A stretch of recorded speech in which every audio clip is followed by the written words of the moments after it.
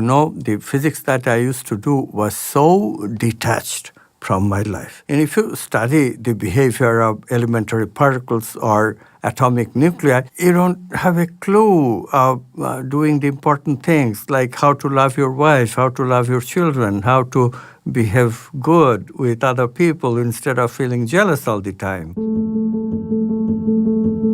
My life challenge at that time was that how to love my wife in a way that she acknowledges it. We will have constantly this battle. I'll say, I love you, and she said, that's all from your head.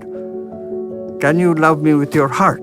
I said, what is heart? I have no idea what you mean. So at 1 o'clock in the morning, I was disgusted with myself. So I go outside, and this thought just comes to me, such a liberating thought. The thought was, why do I live this way?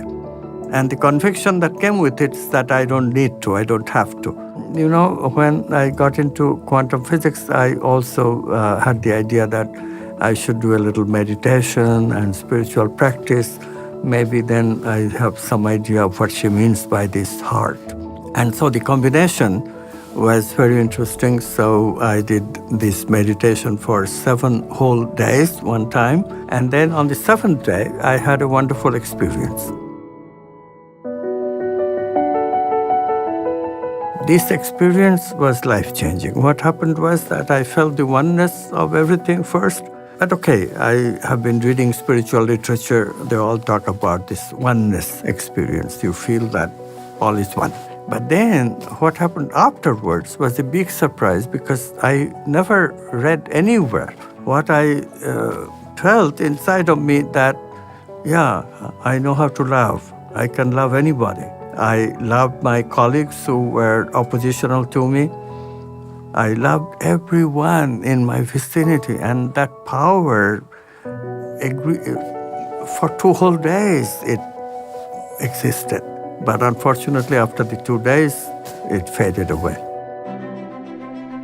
40 years later, I finally discovered the meaning of it.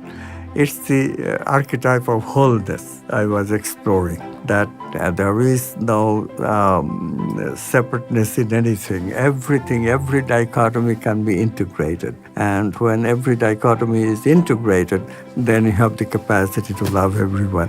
When I realized that, that problem was solved. So how do we apply quantum physics in our daily life? We pay attention to our experiences that we call inner experience, the experience of the psyche, like thinking, feeling, and intuiting. Changing ourselves and being happy is not enough anymore. The point is that we are one, right? If you and I are one and you are suffering, that there is something incomplete in my happiness by myself, because you are unhappy and you and I are potentially one.